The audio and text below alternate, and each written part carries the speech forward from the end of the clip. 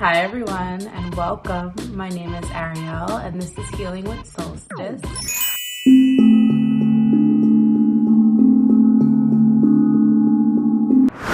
Hi and welcome back. Today we will be talking about dysfunctional families and growing up in dysfunctional families. The goal of this is so that you can distinguish the difference between healthy family dynamics and dysfunctional family dynamics. Oftentimes people don't realize that they grew up in a dysfunctional family because the way that they grew up felt really normal.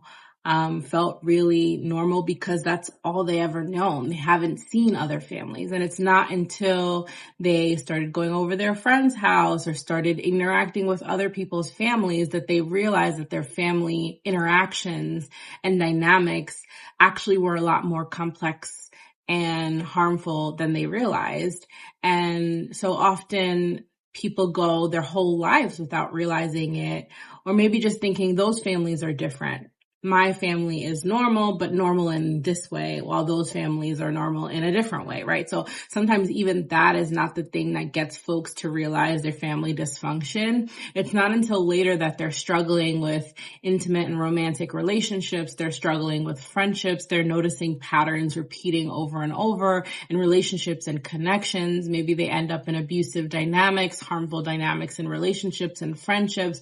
Maybe they learn that they're being taken advantage of in friendships. And so it's not until much later that you start to notice the dysfunctional family system because it's repeating in any and all of the relationships that you have from then on. And that's the thing about family relationships.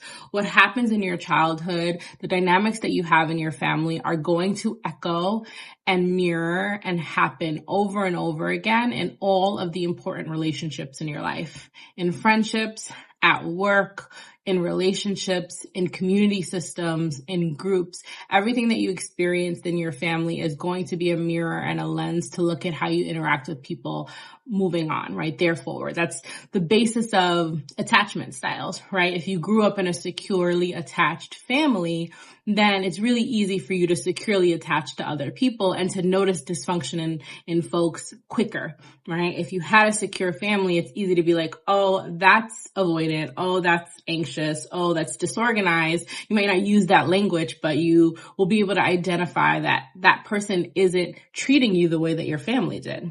That person isn't showing up the way that you were taught to love.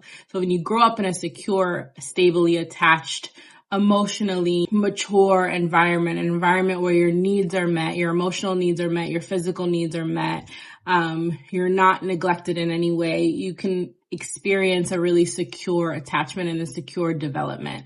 When we think about secure attachments, we're thinking even in childhood, it's the kid that if their parent goes away, they know that their parent is going to come back, right? And so often they'll do tests in psychology where the parent will walk away from the child and they can determine what kind of attachment it is based on the child's reaction. Avoidant children tend to not even look for their parent, not even look back, not even notice that their parent is gone.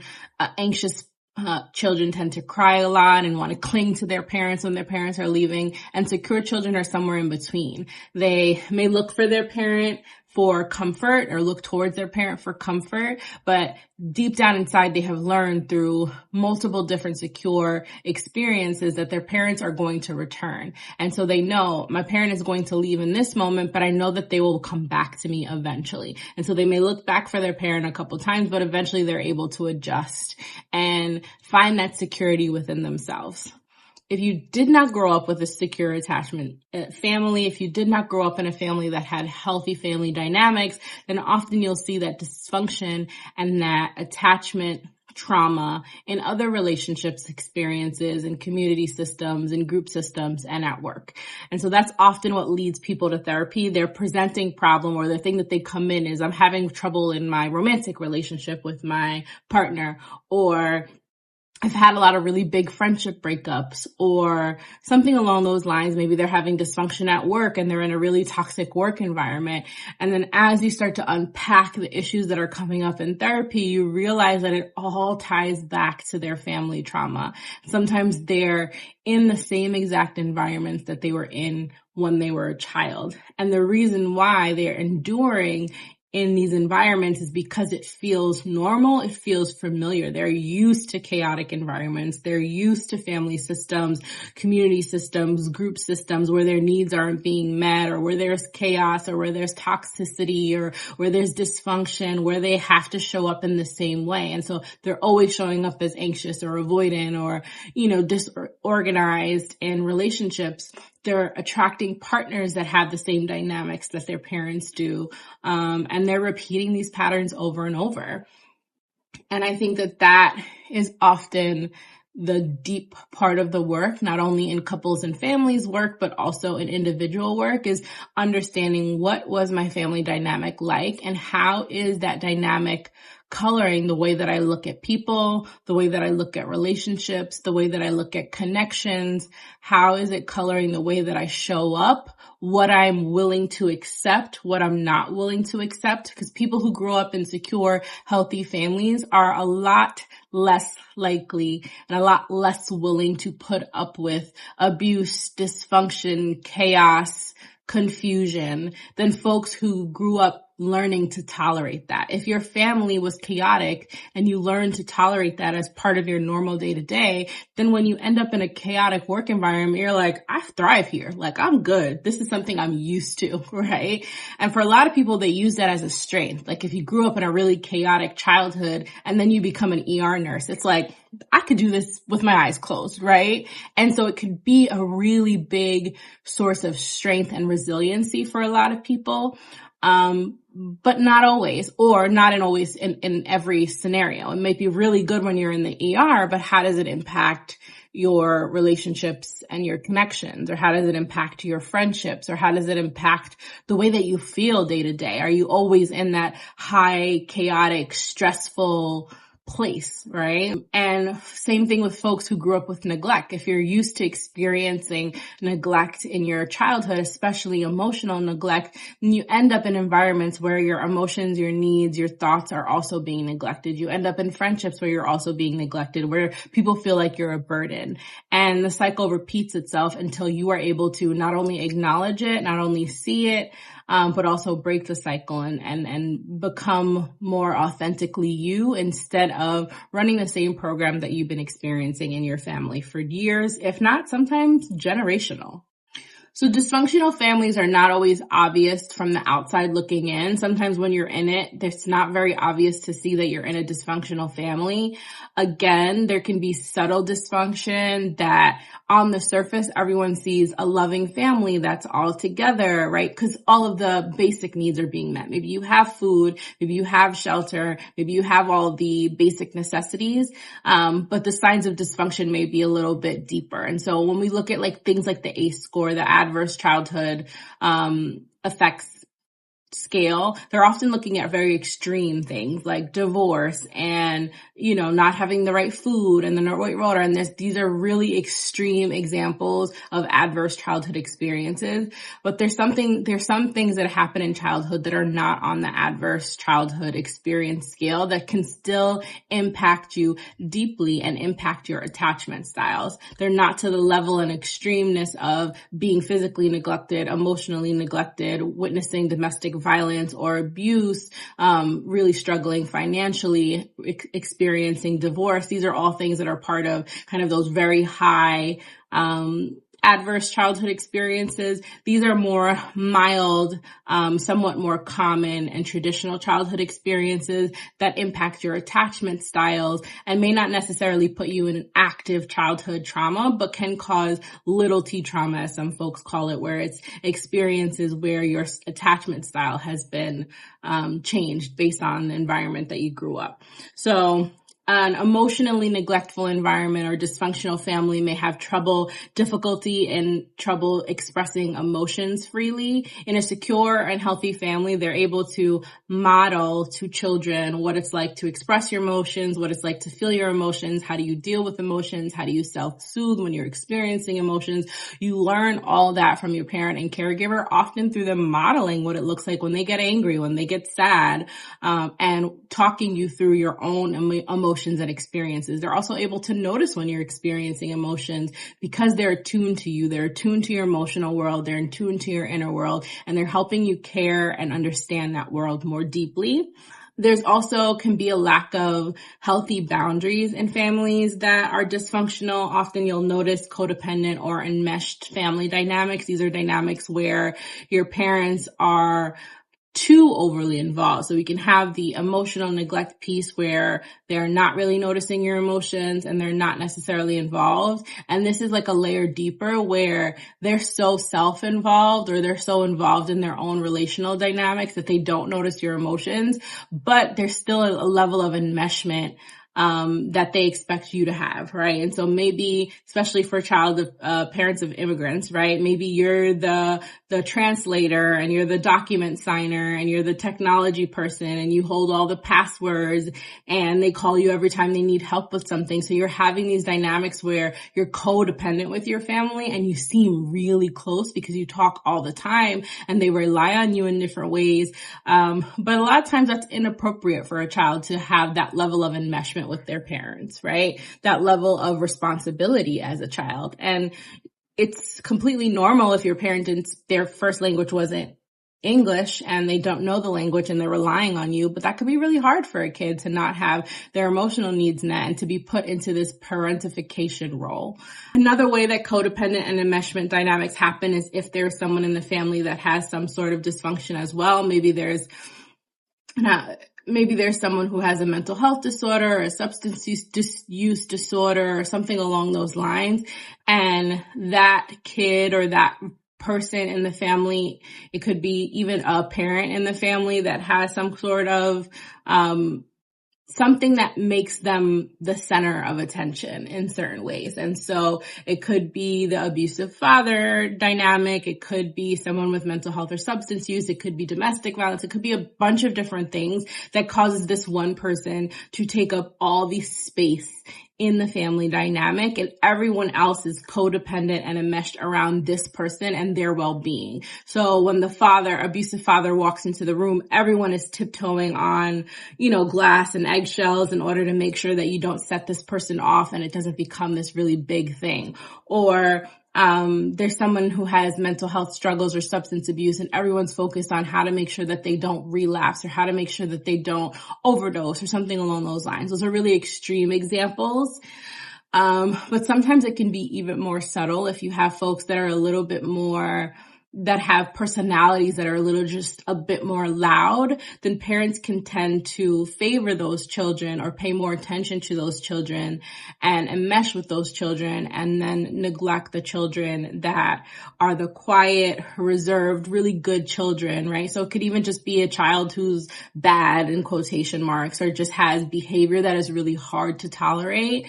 That child will get a lot of attention and a lot of care, while the child who has good behavior, who is able to be quiet and who's able to play alone and doesn't have a lot of behavior that demands the parent's attention, then that child can be neglected, or because they're considered good, their needs are not really prioritized because they're always meeting the needs. And so those children often become parentified. Older children in families, the firstborn child often become parentified and are expected to care for other children. There's so many different dynamics that can cause enmeshment and codependency in families, depending on who you are, what your culture is, what child you are in the family system. And we'll talk a little bit about some of the roles of childhood dysfunction that people can play, but those are some examples of why that can happen. Another thing that dysfunctional families have trouble doing is dealing with conflict. Dysfunctional families often won't deal with conflict in a way that is healthy.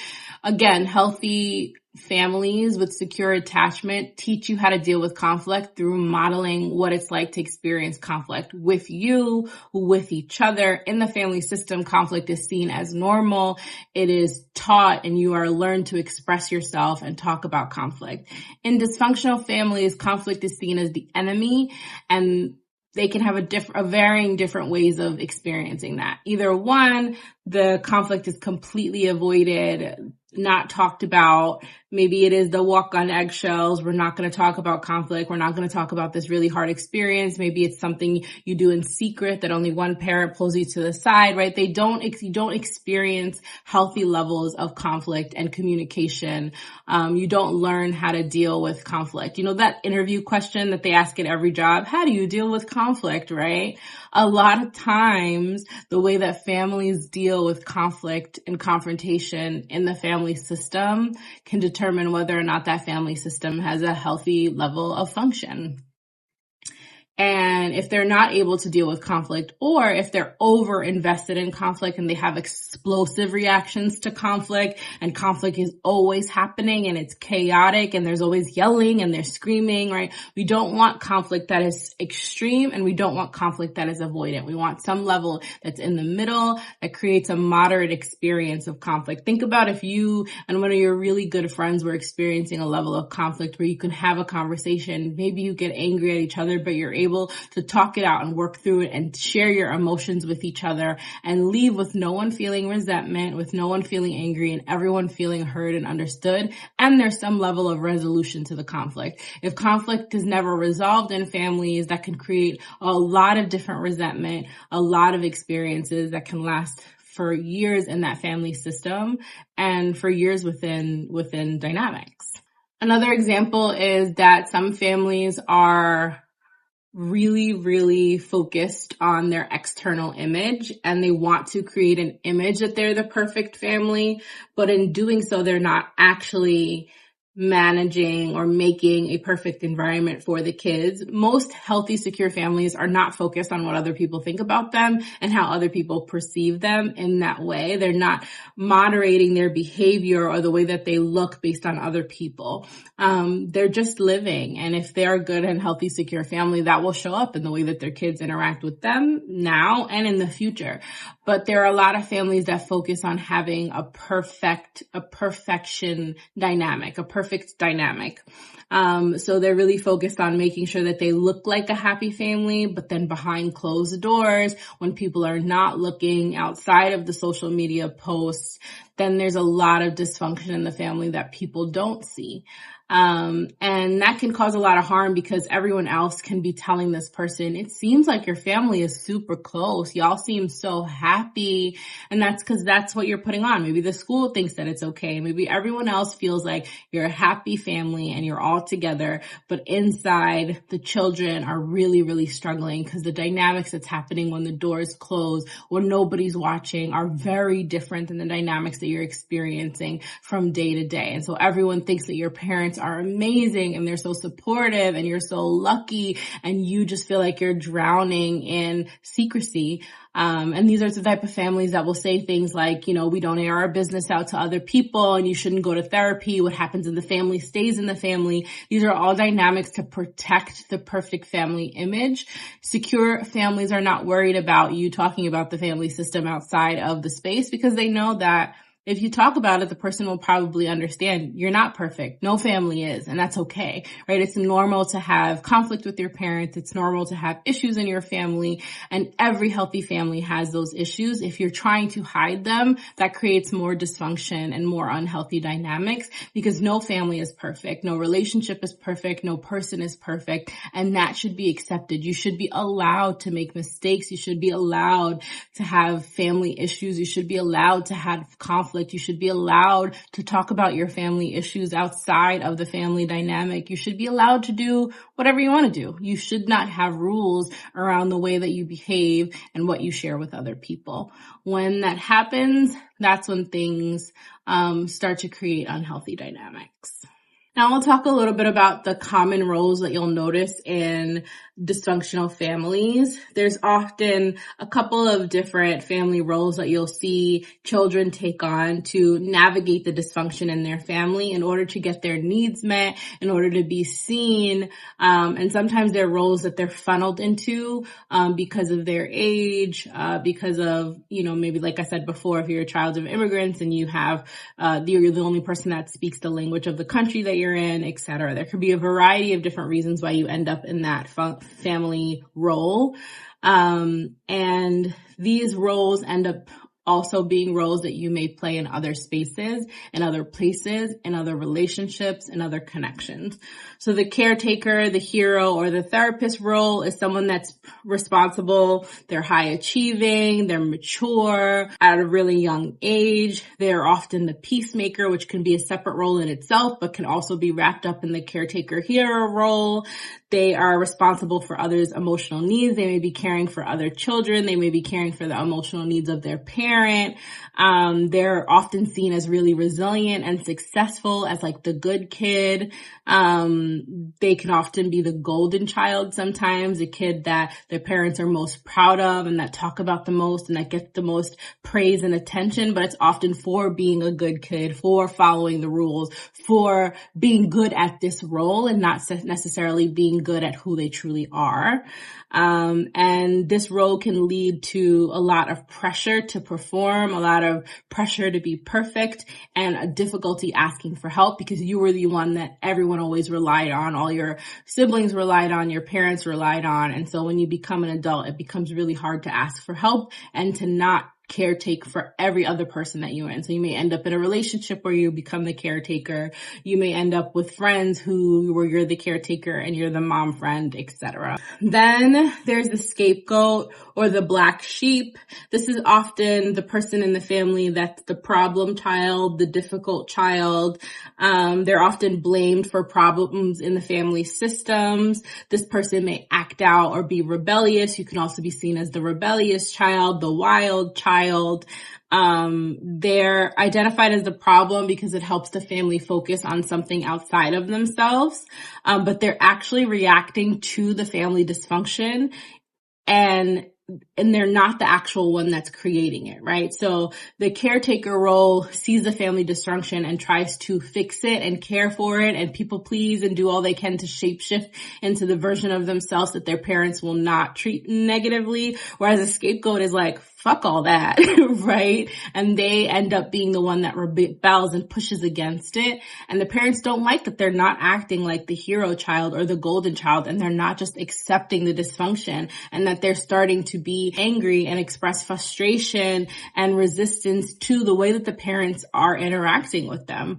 And so the parents will continue to scapegoat them or continue to black sheep them as the problem, when really they're the person that notices the dysfunction first and doesn't just become what their parents want them to become. Then there's the lost child, the neglected child, the quiet child.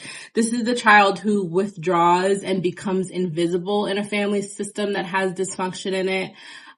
This person can also be the peacemaker to some degree, but oftentimes they're just trying to like lay low and not be seen. Maybe the scapegoat and the black sheep is getting attention for being bad. The caretaker is getting praise, and they're just like flying under the radar. People don't talk about them. People don't see them. Maybe they're the child that doesn't show up to family events, right? Like they just fly under the radar. And they learn that being quiet and not having a lot of needs means that that's the safest way for them to function in that system. They don't get the negative attention that the scapegoat gets. They don't have to hold all the pressure and responsibility that the caretaker gets. They can kind of just exist.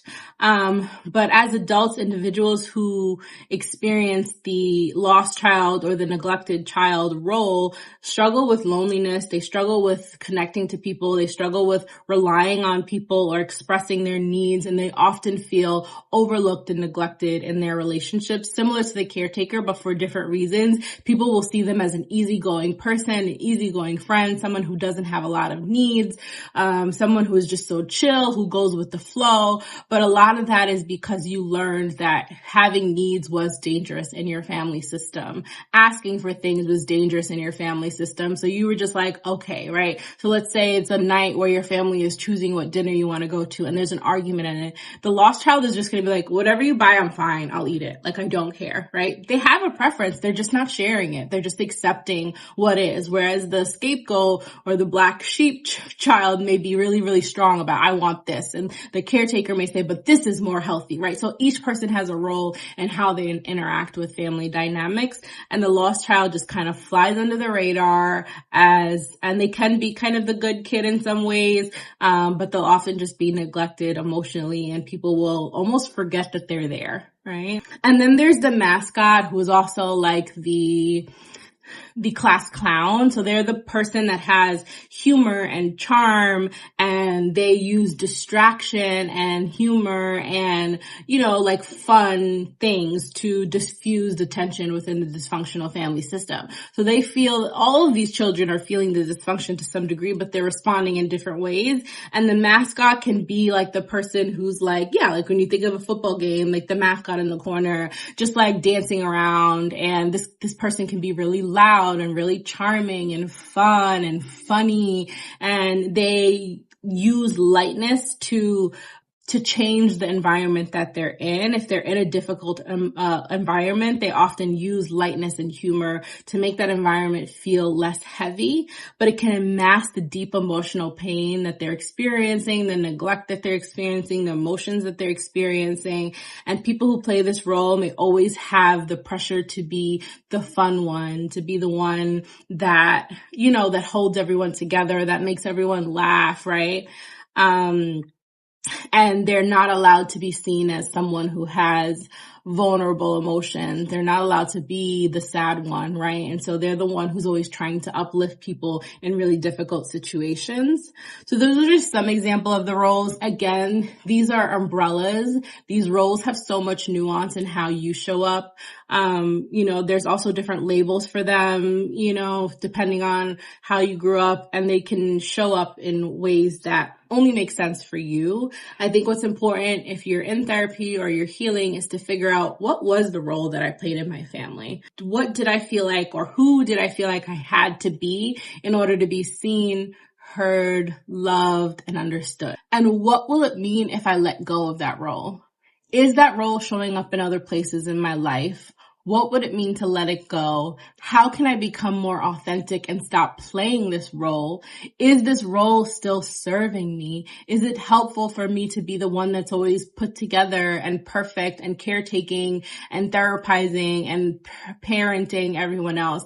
Is it good for me to always be the fun one, the goofy one, the class clown? Like, what is this role doing? And there are some times where that role becomes your career, becomes the thing that makes you so successful. So it's not to completely delete it if it has become a way of resilience and a way that you became who you are, but it's to question if you need to be that version of yourself in every situation. Can you let other people caretake for you? Can you let other people be the funny one in the room? Can you show vulnerability? Can you take up space, right? Is there a way that you can think about the role that you're playing and reverse the years of programming that told you had to be this way, you had to show up in this way, and find ways to show up differently and show up in a way that is more authentic to who you really are? Because when we're playing these roles, our parents never get to know who we truly are. We never get to know who we truly are because we're just trying to get our needs met, and that role helped us get our needs met, but it's not always going to help you get your needs met in every situation. Or it may end up that you're tired of getting your needs met in this way and that there are needs that are being neglected by playing this role. So how can you find balance instead of playing a family system role that no longer aligns with you, that no longer supports you, that no longer feels good, and start to show up more authentically, even if it's imperfect, and even if it is really hard. So those are just some examples of how dysfunctional systems work. They can impact you in adulthood in a lot of different ways, which I talked about. They can cause you to feel hyper independent. They can cause you to struggle with asking for help. They can cause codependent and people pleasing dynamics in relationships. They can impact your self-esteem and your identity. They can impact what you feel confident doing, how you interact with your coworkers. There's so many ways that this impacts you. And my goal for this video is to help you identify what role you played in your family, to help you start to question it, to help you start to understand it, and to see how that is being mirrored in your other relationship, and if it's something you want to continue to do so you can become more authentically you and less like the program that you learned to play in your family. So thank you so much for staying around for this video. This has been a little bit of a longer one. I have so much more to say on this, so if you have questions, please feel free to put them in the chat and maybe I'll make a part 2. All right, I'll see you in the next one. Bye.